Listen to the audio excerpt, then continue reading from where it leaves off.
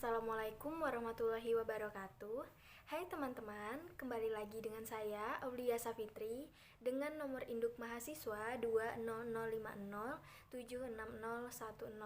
Saya dari program studi Pendidikan Bahasa Sastra Indonesia dan Daerah angkatan tahun 2020 Universitas Mula Warman. Di kesempatan kali ini saya akan mereview materi oleh kelompok 5 Sejarah Sastra yang sudah dipresentasikan kemarin dengan judul materi yaitu Sejarah Sastra pada periode 1945 sampai dengan 1953. Materi yang pertama yaitu Angkatan 45, HB Jasin, Situr Situmorang, Rosihan Anwar, Auh K. Hadimaja, dan lain-lain, yaitu orang yang gigih dalam membela Angkatan 45 dan mengatakan bahwa pengarang yaitu muda-muda ini tidak bisa lagi digolongkan kepada Angkatan Pujangga Baru. Pada tahun 1952, HB Jasin mengumumkan esai berjudul Angkatan 45 yang merupakan pembelaan terhadap kelahiran dan hak hidup Angkatan 45. Esai ini kemudian diterbitkan dalam kumpulan karangan Jasin yang berjudul Kesusastraan Indonesia Modern dan Kritik dan Esai pada tahun 1945. Materi berikutnya yaitu beberapa tokoh sastrawan pada tahun 1945. Yang pertama ada Chairil Anwar. Chairil Anwar ini lahir di Medan pada tanggal 22 Juli 1922. Sekolahnya hanya sampai Mulo atau SMP dan itu pun tidak tamat. Kemudian ia pindah ke Jakarta, tetapi ia orang yang sangat pandai membaca dan belajar sendiri sehingga tulisan-tulisannya matang dan padat berisi.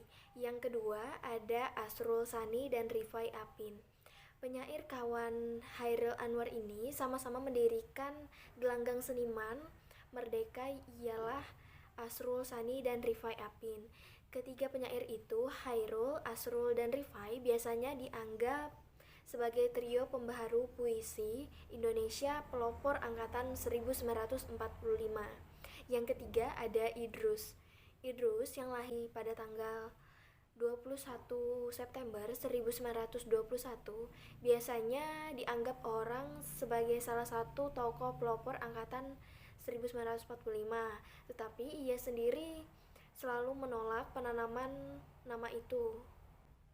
Yang keempat yaitu Ahidat K. Miharja. Meskipun pada zaman revolusi ia sudah menerbitkan dan memimpin majalah di Garut bernama Gelombang Zaman, nama Ahidat tidak pernah disebut-sebut dalam dunia sastra sampai ia muncul dengan romannya yang berjudul Ateis pada tahun 1968.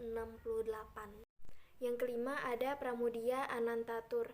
Pramudia Anantatur ini adalah pengarang yang sudah mulai mengarang sejak zaman Jepang dan pada masa awal revolusi, tetapi baru menarik perhatian dunia sastra Indonesia pada tahun 1949 ketika cerpennya Blora yang ditulisnya dalam penjara diumumkan dan romannya Perburuan pada tahun 1950 mendapat hadiah sayembara mengarang yang diselenggarakan oleh Balai Pustaka. Yang keenam ada Mohtar Lubis. Mohtar Lubis ini lebih terkenal sebagai wartawan. Surat kabar yang dipimpinnya Indonesia Raya dilarang terbit pada tahun 1958. Ia sendiri sejak akhir tahun 1956 ditahan dengan tuduhan yang bukan-bukan. Yang ketujuh ada Utuy Tatang Sontani. Utuy Tatang Sontani ini terkenal sebagai pengarang drama. Dalam drama-dramanya tersebut, Utuy sangat mengedepankan individu dan menindakkan norma-norma masyarakat, agama, moral yang ada. Yang kedelapan ada Situr Situmorang. Kumpulan sajak yang pertama berjudul Surat Kertas Hijau dan Orang Asing. Dalam kumpulan ini, Sitor banyak mempergunakan soneta dan mengisahkan pengalaman dan petualangan selama di Eropa. Kemudian disusul oleh kumpulan sajaknya yang kedua berjudul Dalam Sajak pada tahun 1955 dan yang ketiga berjudul Wajah Tak Bernama pada tahun 1956. Yang kesembilan ada Aoka Hadimaja. Pada masa Jepang, ia turun ke Jakarta dan bekerja sebagai penerjemah Sunda di kantor pusat kebudayaan. Sajak-sajaknya yang dimuat dalam majalah Pujangga Baru sebelum perang banyak menyanyikan keindahan alam. Yang ke-10 ada M. Balfas dan Rusman Sutia Sumarga. M. Balfas lebih terkenal sebagai prosais meski ia menulis beberapa buah sajak. Cerpennya Anak Revolusi menarik perhatian orang dan diumumkan majalah Gema Suasana pada tahun 1948. Rusman Suti Sumarga mulai menarik perhatian pada tahun 1946 ketika cerpennya berjudul Gadis Bekasi mendapat hadiah dari Balai Pustaka. Yang ke-11 ada Trisno Sumarjo. Selain sebagai pengarang, beliau dikenal pula sebagai pelukis. Minatnya terhadap kesenian sudah diperlihatkan pada masa awal revolusi.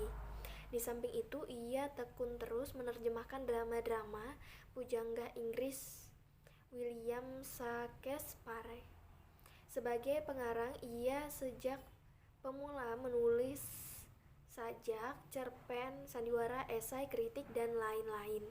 Yang ke-12 ada M.H. Rustanti Kartakusuma. M.H. Rustandi ini pada angkatan 1945 tulisan-tulisannya agak berbeda dengan buah tangan para pedagang angkatan 1945, baik isi maupun bentuknya. Ia sendiri tidak menganggap dirinya tergolong angkatan 45, tetapi ia muncul dan mengumumkan tulisannya pada akhir tahun 40-an berupa sajak, drama, cerpen, dan lain-lain.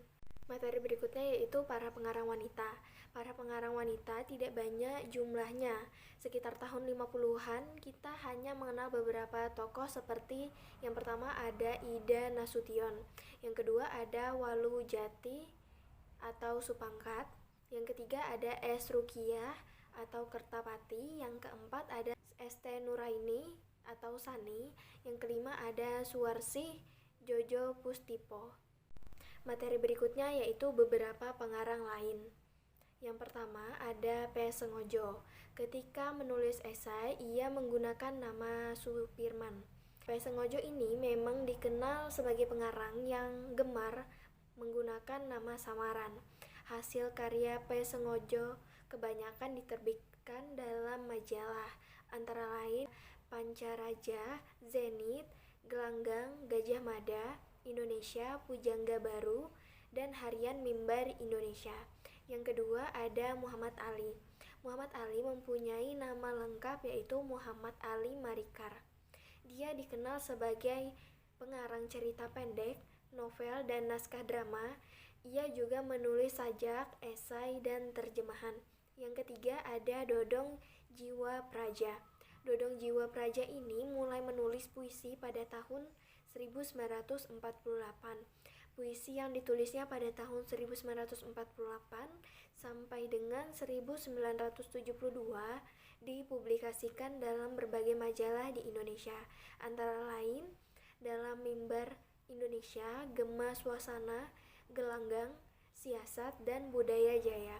Sedangkan puisinya yang mutakhir tahun 1973 sampai dengan 1994 dimuat dalam majalah Budaya Jaya. Yang keempat ada Haryadi Sulaiman Hartowardoyo. Haryadi Sulaiman Hartowardoyo adalah sastrawan Indonesia yang terkenal dengan novelnya yang berjudul Orang Buangan. Dia lahir pada tanggal 18 Maret 1930 di Desa Ngangkruk Kidul, Prambanan, Klaten, Jawa Tengah dengan nama yaitu Haryadi Sulaiman. Baik, sebagai penutup dari akhir materi yang saya review pada hari ini, saya akan memberi kesimpulan.